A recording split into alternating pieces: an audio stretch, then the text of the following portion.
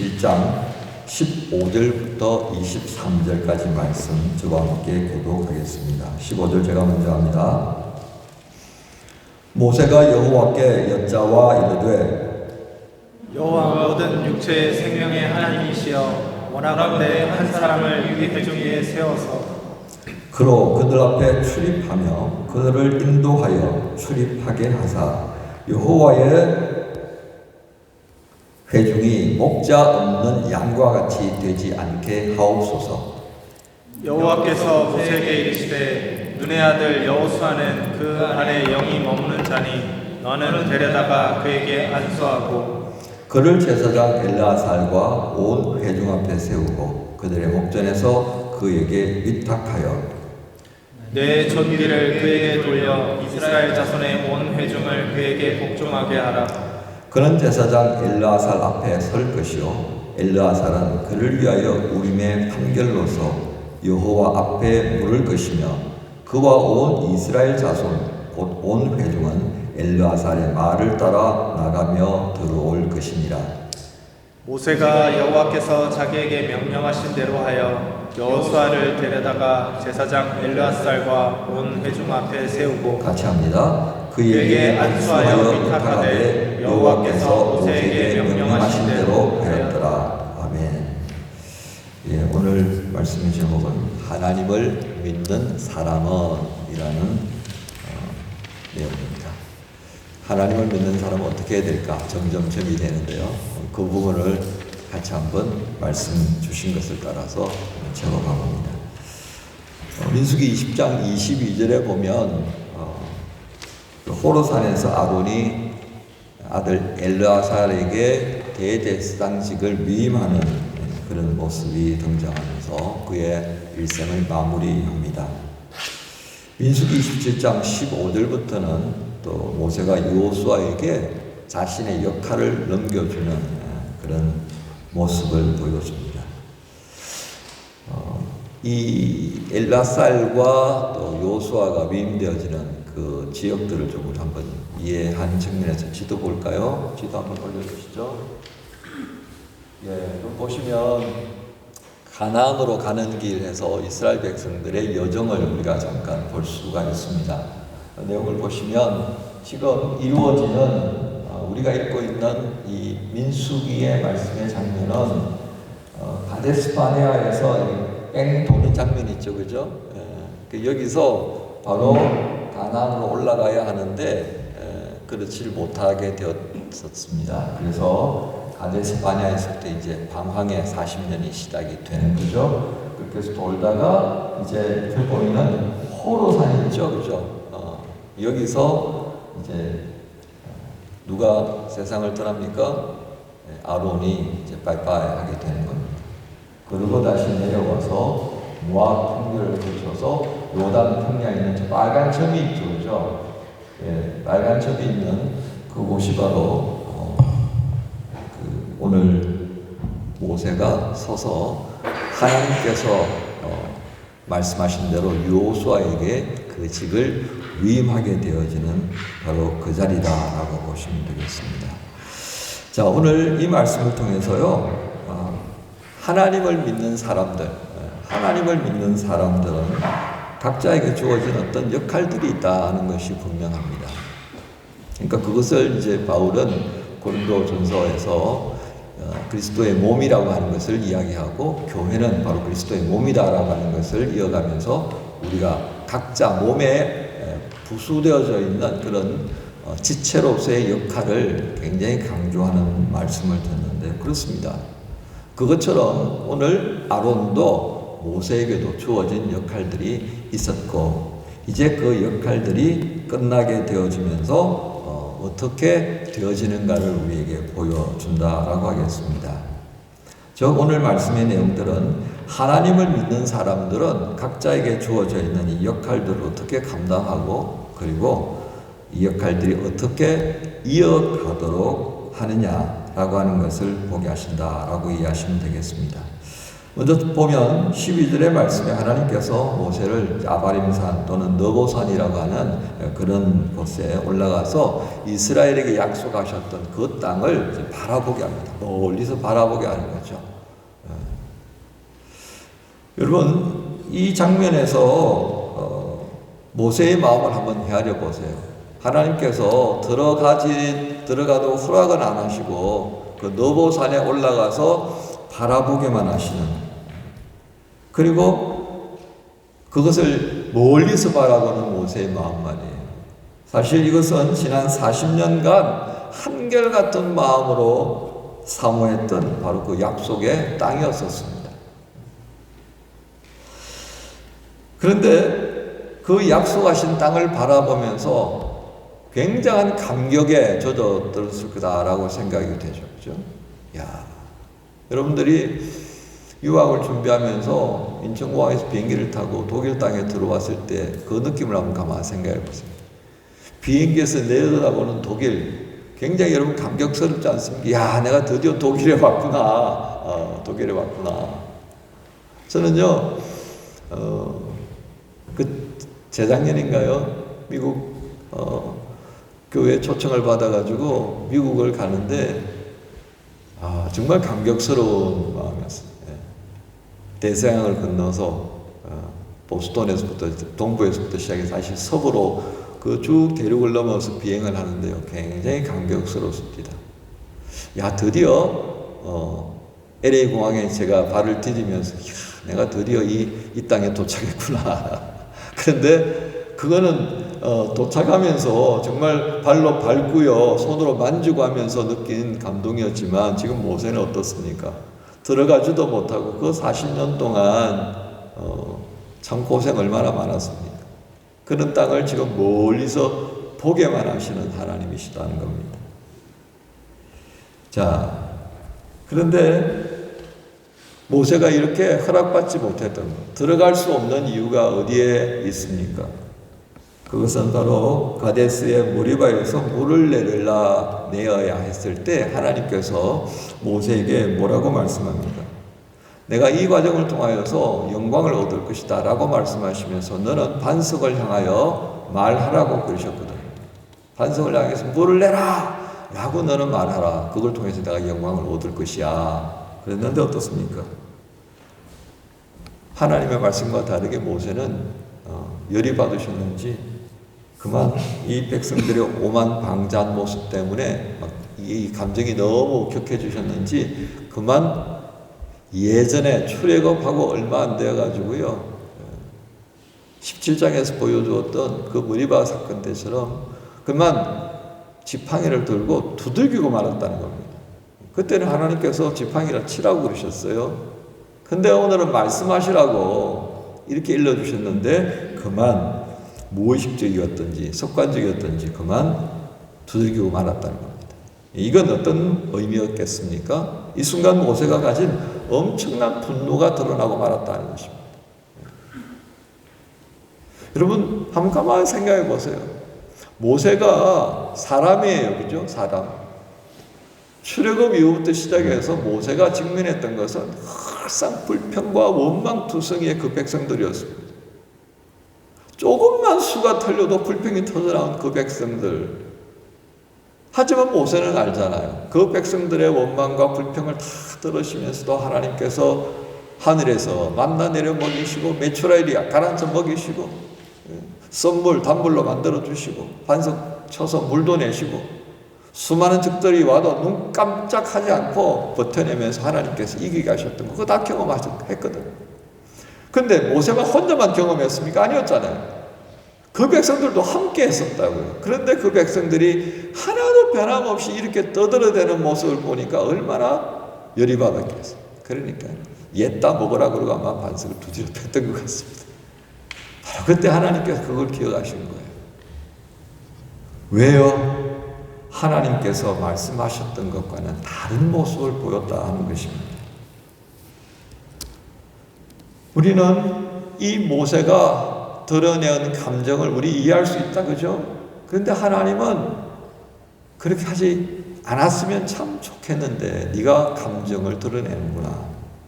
그것을 통하여서 하나님께서는 마음이 상해버리셨다는 겁니다. 우리 사람의 생각과 하나님의 생각이 다른 것이 바로 이런 부분입니다.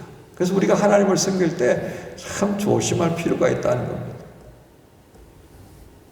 그것 때문에 하나님의 영광을 가리웠다는 그것 때문에 결국 모세는 느보산에 올라서 그저 멀찍이 바라만 볼 수밖에 없는 그런 안타까운 자리에 서게 되었습니다. 우리는 이 모습을 보면서요, 하나님을 섬기는 사람들, 하나님의 이름으로 기도하는 사람들, 하나님의 말씀을 따라 섬기는 자리에 있는 사람들, 그들 모두는 하나님의 영광을 가리우는 모습이 내게서 드러나지 않도록 매우 경계하면서 살아야 한다라고 하는 것을 오늘 본문을 통해서 보게 됩니다.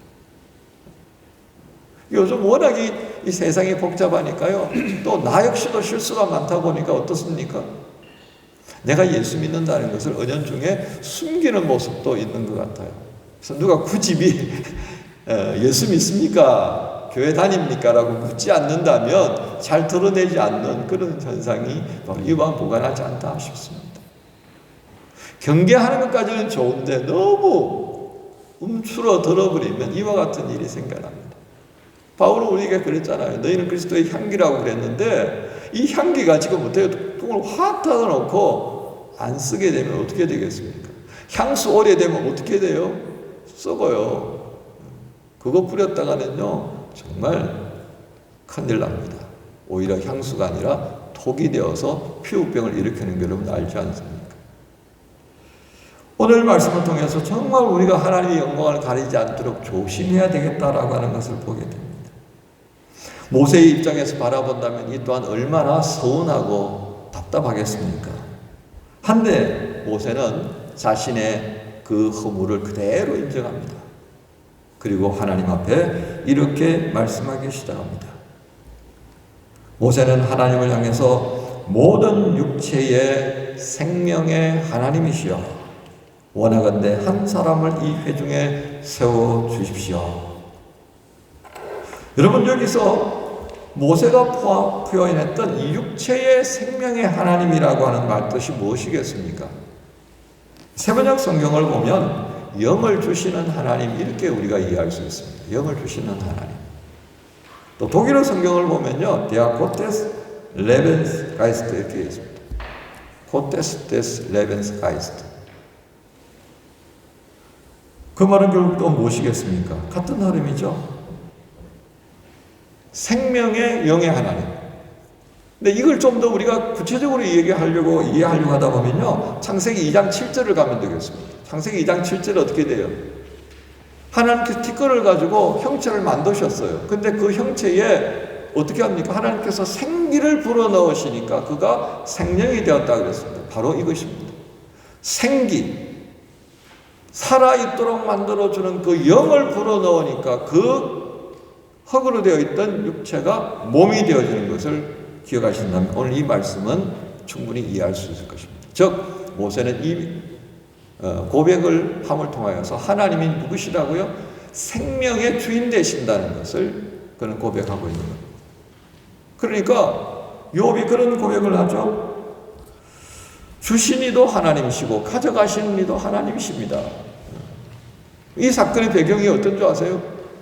재난이 일어나가지고요, 재산도 왕창 날아가고 그가 낳은 자식들도 왕창 죽어버리고 그냥 완전히 한순간에 빈털터리 인생이 된 거예요. 그는 그것을 보면서 한탄하고 원망하기보다는 이 모든 것이 하나님께로부터 왔던 것을 내가 압니다. 그러니 주신 것도 하나님이시고 가져가시는 것도 하나님이 되시니 누가 여기서 가타부타 뭔 말을 할 수 있겠습니까? 모세가 바로 그 심정으로 생명의 주인 되신 하나님, 나의 생명을 이렇게 그만이라고 말씀하시는 앞에 제가 추후에 궁시렁됨이 있을 수 있겠습니까? 이렇게 표현한 것입니다. 그런 하나님 앞에 그는 청한 것입니다. 하나님, 그런데요, 한 가지 청이 있습니다. 제가 떠나고 난 다음에 제 후임자는 세워야 하지 않겠습니까? 하는 것이었습니다. 모세의 고백과 요청에 우리가 기억할 부분이 또한 이것입니다.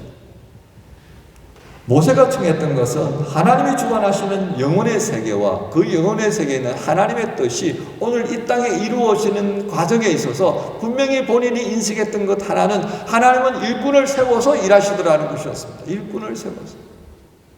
그러니까 하나님 나의 일은 여기서 끝나지만 또 이 일은 누군가가 이어가면서 이 백성들로 하여금 가나안 땅에 들어가도록 하실 거 아닙니까? 누구를 세우실 것입니까? 하나님 그 사람을 좀 세우시는 것을 제가 보고 떠나면 좋겠습니다 라고 하는 이 마음을 담았다 하겠습니다. 바로 그런 측면에서 하나님께서 신뢰하는 일꾼을 세우시면 좋겠습니다. 이 간절함을 하나님께서 보신 것 같습니다. 여러분, 모세의 이런 모습으로 보면 그건 정말 우리와 비교가 안 되는 그런 모습을 가졌음이 분명합니다. 우리 같은 사람이라면 어떻게 했을 것 같아요? 저 같았으면 하나님 앞에 입도 뻥긋 안 했을 것 같아요. 마음이 상해가지고. 그런데 모세는 어떻게 합니까? 하나님을 존중하는 거죠. 하나님의 주권을 인정하는 겁니다. 바로 이게 참으로 하나님을 향해서 주라고 고백하는 믿음을 가진 사람의 모습이다라고 하는 것을 보여줍니다. 또한 생명의 주인 되시는 하나님은 사람의 일로 인하여서 일을 할까 말까 고민하지 않으시고 계속 해 나간다라고 하는 것을 그는 알고 있었습니다. 그래서 조금 전에 말씀드린 것처럼 자신에게 주어진 사명을 계속 이어가고자 하는 것입니다. 그 사명이 무엇이겠습니까? 자기의 삶의 자리, 이 주어진 역할이 끝나는 그 순간 이 역할이 또 누군가에게 넘겨지는 것을 하나님 볼 수 있게 해주시면 좋겠습니다 하는 마음을 담았던 것입니다.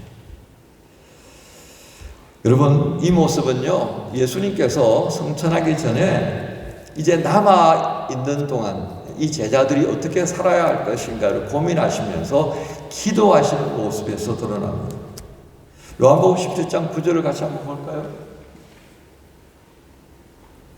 같이 한번 읽겠습니다. 시작.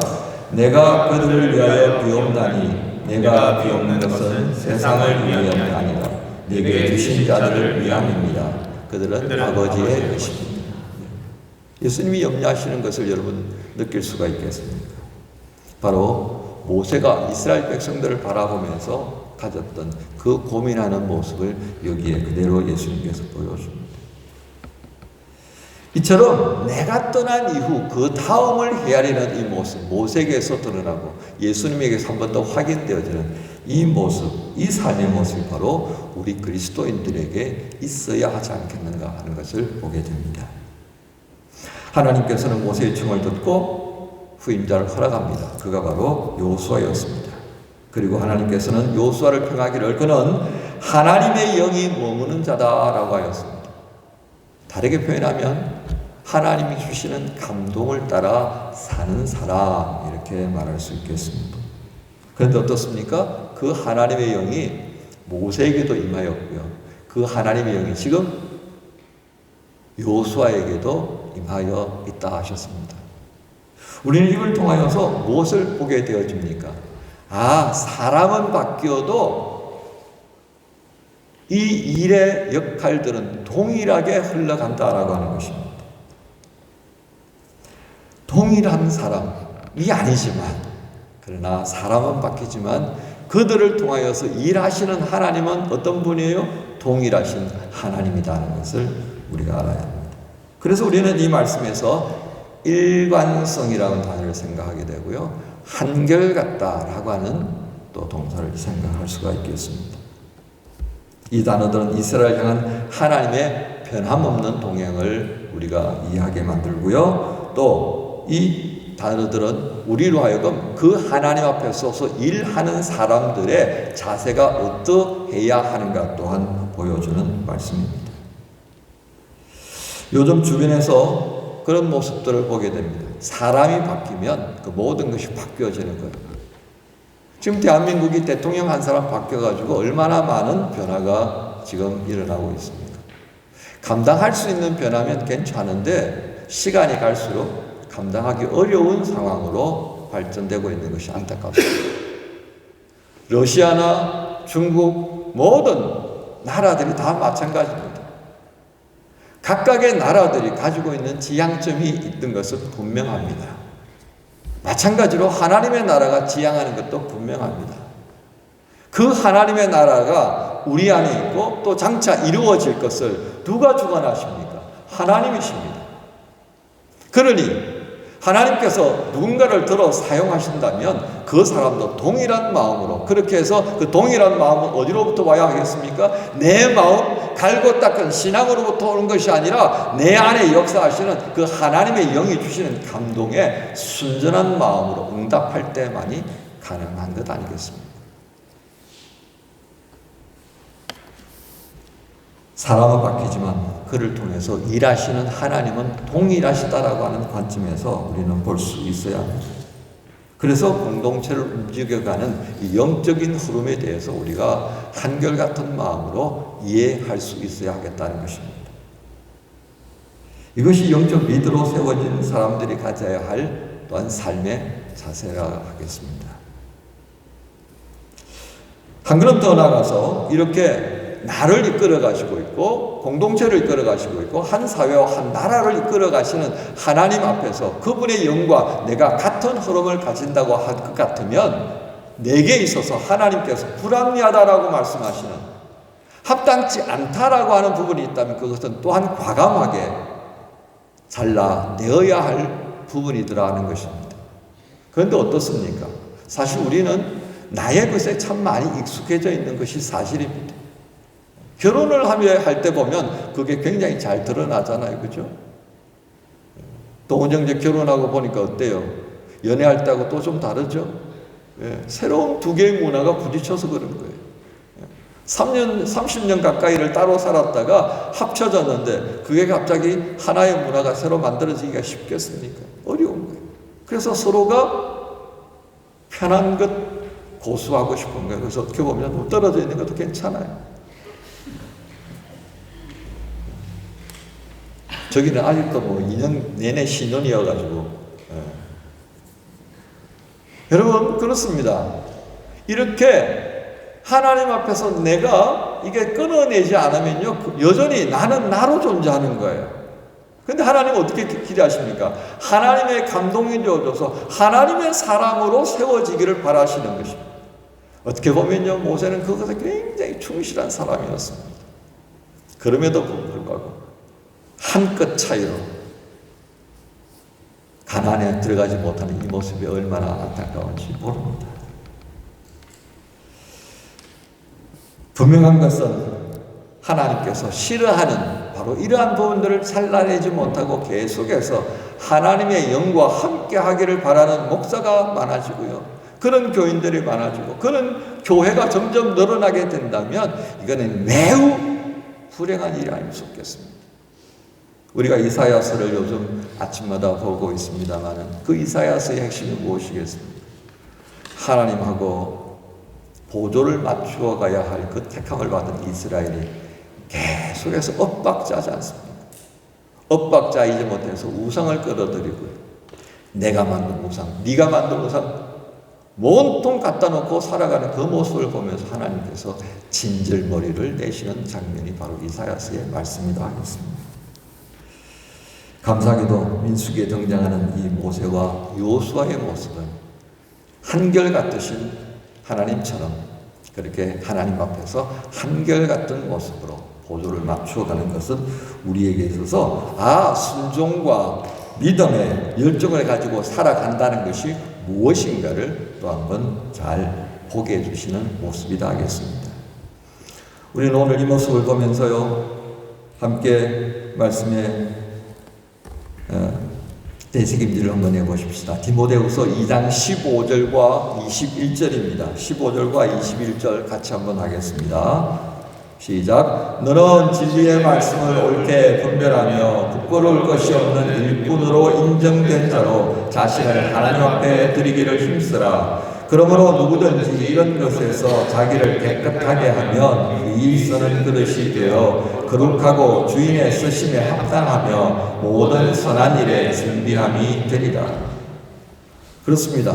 젊은 날의 신앙 여정에 있어서 모세를 통해 배우고 여호수아를 통해서 배울 수 있다면, 그래서 하나님의 영에 이끌려 가는 것에 대해서 감사하고 순종으로 응답할 수 있는 이 삶을 배운다면 우린 정말 성공한 사람이다라고 하겠습니다. 그렇습니다. 아쉬움이 참 많이 묻어나는 것이 이 민수기 27장의 모습입니다. 하지만 대제사장 엘르아살은 아버지 아론의 뒤를 이어서 계속해서 하나님께서 맡겨주신 이 일을 해갑니다. 그리고 여호수아는 모세의 뒤를 이어서 하나님께서 맡겨주신 이 거룩하고 복된 사명을 감당하기 시작합니다. 아쉬움과 염려가 있지만 하나님의 일은 멈추지 않고 계속해서 진행되고 있는 것입니다. 아론과 모세가 사라졌다 그래서 모든 것이 중단되어지지 않았습니다. 모세와 아론을 뒤어서 여호수아와 엘르아살이 일하는 모습, 결국 앞선 사람은 다 떠나게 마련입니다. 저도 떠나고 우리 집사님들도 다 떠날 수밖에 없는 인생들입니다. 그리고 여러분들도 조만간 떠나게 되겠죠. 학교 때문에 또는 여러 가지 일로 인하여서 또 귀국을 하든지 다양한 일로 2년 동안, 3년 동안, 어떤 이들은 진학 때문에 6개월 있다가도 떠날 수밖에 없는 그런 모습들이 우리에게 있습니다. 그러나 우리가 한 가지 기억하십시다. 오늘 보여주는 이 믿음의 사람들의 모습 속에는 그 자리를 떠나지만 그 다음에 사람들을 통해 하나님의 일이 계속되기를 희망하면서 그것에 관심을 가지고 있더라는 것입니다. 2000년 교회의 역사가 지금까지 이어올 수 있었던 비결은 무엇이겠습니까? 앞선 사람이 떠나고 난 다음에 그 자리를 누군가가 또한 채워가면서 한결같이 동행하신 그 하나님과 함께 했던 결과입니다. 이것이 우리가 보아야 할 하나님을 믿는 사람들의 모습입니다. 어쩌면 우리 공동체가 지금 이와 같은 그런 믿음의 관점으로 살펴보아야 할 시기가 아닌가 싶습니다. 비단 우리 공동체뿐이겠습니까?